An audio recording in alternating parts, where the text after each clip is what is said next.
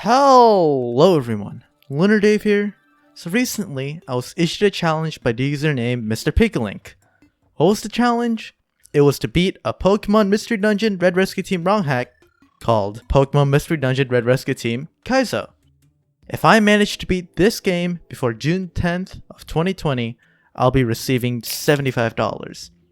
Pretty simple challenge, yeah? Well, let's just say it isn't so simple. Before I go further into my experiences with the hack, I suppose I should tell you what the ROM hack is about and my history with the base game as a whole. The hack in question is named after the popular ROM hack series, Super Mario Bros. World Kaizo. This ROM hack is best known to just throw a lot of difficult challenges at the player, which seem borderline unfair. So, what happens when you take that idea to a grid-based RPG with heavy RNG elements? Oh man, you're in for a treat. Let me tell you about some of the more notable changes this hack has made to this game. The most notable change is that the traps have been massively increased. This means that falling for traps, if you don't check for them, is gonna get you in a lot of trouble. The only traps I've ever encountered were the PP Drain, Sticky, and Warp Trap. These traps are known to be one of the more annoying traps in the game from what I've heard. The second most notable change is that the chance of encountering a monster house in the game is massively increased. In fact, it's increased so much to the point where almost every single floor in a mystery dungeon will probably contain one. This is only scratching the surface of the changes that are made to this hack, but I'll go over some of the other ones as the video goes on. As for my experiences with the base game, all I can really say is that I enjoyed the game, but I actually never beaten it. So, if I beat this ROM hack, this is actually going to be the first time I'll actually beat this game. Alright, with that being said, let's get right into this. So, first things first, we choose our Pokemon. At first, I chose Cyndaquil and Trico, but after a while I decided to try something different. Instead of a Cyndaquil, I'd be using a Skitty.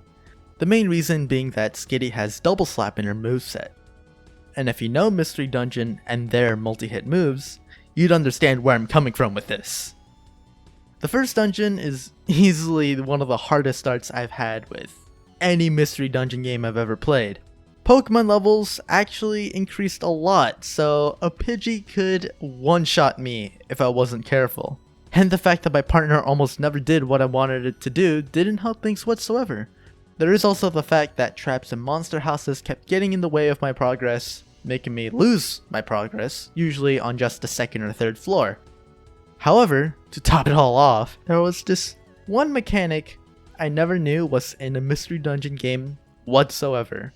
The gust of wind. Basically, if you spend too much time in a mystery dungeon, a gust of wind appears and kicks you out of the dungeon, which counts as a feint. This mechanic was changed to happen way sooner than it originally has, and it brought a mechanic that I never knew existed to my attention. I originally thought that they balanced you to not be able to stay in a mystery dungeon floor for too long by giving you the hunger meter. Another hard part is that every time I lost a dungeon, I would have to start over with a long text conversation happening.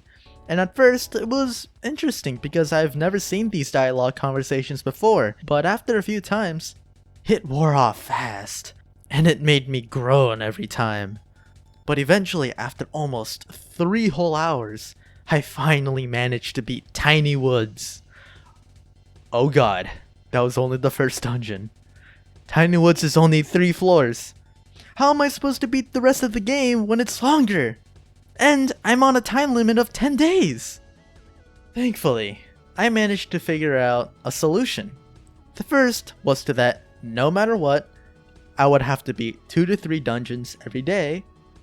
And 2, I would have to put every other hobby, such as YouTube and other games, aside. So now that I had a system in place, how would I fare with the rest of the game? Surprisingly, really well. While I was playing the game, I realized you could grind endlessly in these games as much as I wanted, and even if I failed story dungeons, the EXP I would gain from it would still mean something. So I decided to grind for mostly items before a story dungeon, grab only apples, and maybe a max elixir if necessary, and tackle the dungeon. This system worked really well, with the only issue being my patience and RNG really screwing with me, such as when I spawn in a monster house. That aside, I managed to get through the dungeons pretty okay as long as I grinded a lot, and I was patient enough to check every tile in a room. Heck, I had a system to check for traps too. The first is that every dungeon floor with traps I've noticed never will have a trap in the entrances and exit hallways in the floor. So I would never waste a single turn by checking those specific tiles. This allowed me to save time and also waste less belly and turns before the gust of wind kicks me out of the dungeon. Monster houses had a system as well. Every time I would have a monster house, I would do one of two things. One, I'd make my partner's tactics to be get away, so when I move back into the hallway, so would my partner, so that at most, we would only get attacked from two different directions. And two, I would use Thunderbolt with Skitty. In this game, if you weren't aware, hits every target that is surrounding you, so this would be a saving grace for monster houses. These few systems and habits I developed has helped me get through the majority of the game, until Uproar Forest. So for those who have never played this game or the remake to completion as of yet, there are Mankey in the game that upgrade your base of operations in order to progress through the story. Just getting to that point in the story in this ROM hack is really hard. Why? Oh, I'll tell you why. Apparently, in Uproar Forest, for some godforsaken reason, they reset your level all the way back to 1, including your movesets, and I would have to deal with 10 floors of it, making it 3.3333 going on times longer than Tiny Woods is. And here's the real kicker. When you do get the Mankey from Uproar Forest, in order to make them work on more of the base, you have to get an item that, get this, can only be found in Uproar Forest. And you still have to beat it with your level reset. And you have to do this twice. Let's just say that I beat 3 dungeons in that day. But hey, we only have 2 out of the 14 dungeons left. Surely, it can't be as bad as Uproar Forest. It is worse. Now, let me just say, Magma Cave wasn't too much trouble on paper.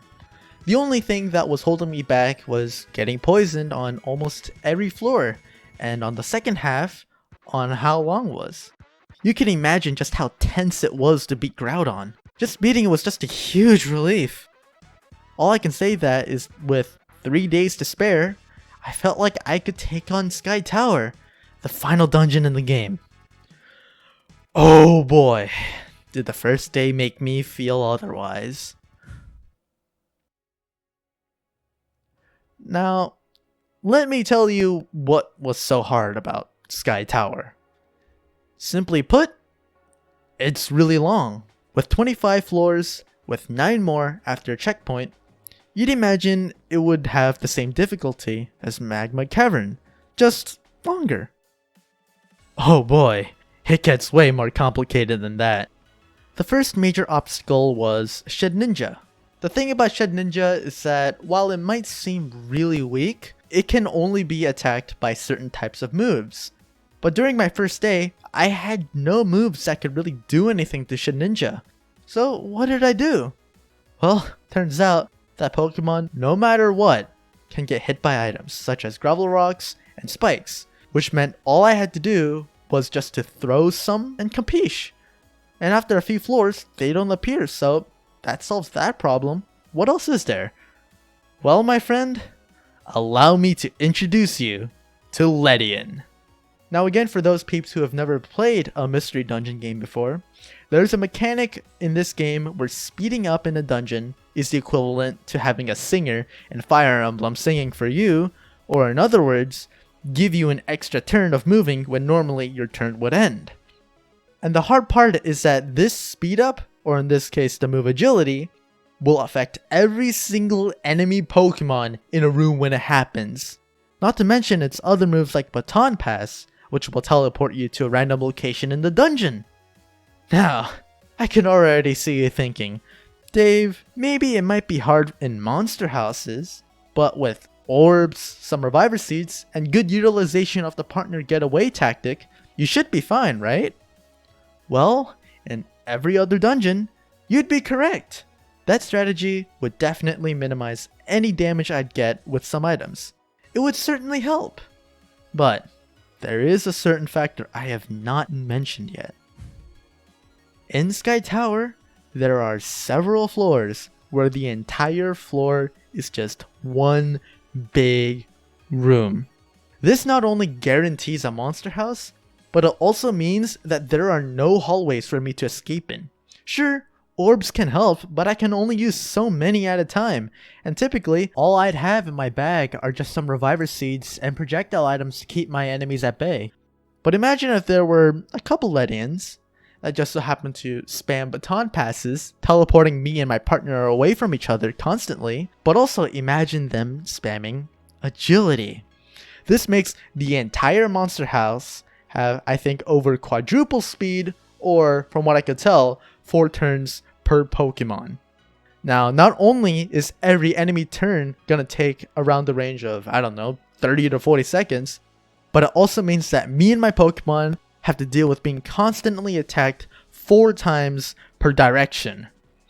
This was really stressful for the first time, but imagine me having to deal with these floors, from what I recall, almost 4 to 6 times. Well, at least I've beaten the first 25 floors of the dungeon. With a checkpoint, I just have to deal with the other floors the next day. Alright, there isn't much that changed, besides the fact that Rayquaza can spawn in this section. Thankfully, it isn't as strong as the final boss Rayquaza from what I could tell, and they were easy enough to kill, so it wasn't that bad. Besides the fact that the gust of wind happens much earlier than it normally does, it was more of the same, just faster and shorter, and thanks to that, we made it to the final boss, failing.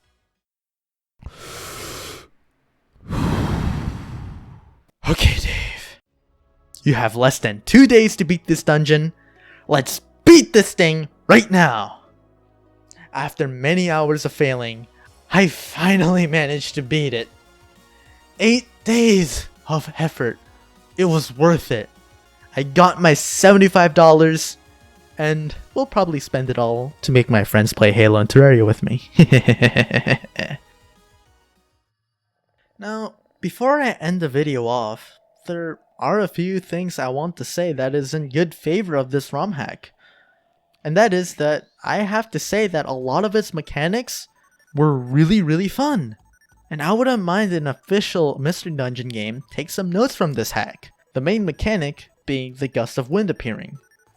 I found the belly system to be a pretty necessary ingredient to the Mystery Dungeon formula in order to not abuse enemy spawns for EXP farming. But I feel like the gust of wind is a much better mechanic. I feel like it'll make every player think about each step while adding a bit of tension in every move. Thoughts go in my head like, should I spend my time going this way or that way? Would this room have the stairs or not? Is this hallway going to reach the other side of the map, or will it bring me closer to the stairs? It's that added level of tension that I really enjoyed, and I wouldn't mind it being a legitimate thing. As for traps, I really enjoyed some of them. I'm going to show off some snip clips I've made of some of the placements I've gotten. One thing I have realized in Mystery Dungeons is that they rarely use traps whatsoever. But when you have rooms with a lot of traps, you have to think about how you're going to move and get through along with your partner. It's not a lot of thinking, but it adds more interaction with the game, which would be nice. Maybe have dedicated rooms in certain dungeons with a pattern of traps, and make the player think on how they could traverse it without hitting a single trap along with their partner. I really like this idea, and I would definitely want it if I had any say into things. This ROM hack has allowed me to appreciate certain aspects of Mystery Dungeon games that I've never had before. For me, the biggest tension in these games were just item management and Super. The other games rarely had me think or give me tension otherwise.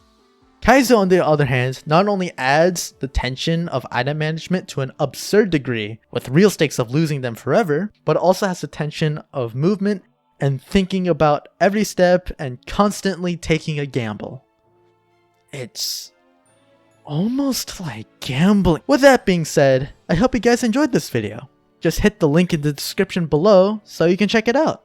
If you've played this hack before, or you've just started, talk about your experiences in the comments below. I really want to hear what you guys think about this ROM hack. With that being said, don't forget to hit the like button, subscribe with the notifications, join my Discord server, and I'll see you guys sometime soon. Bye, Pia!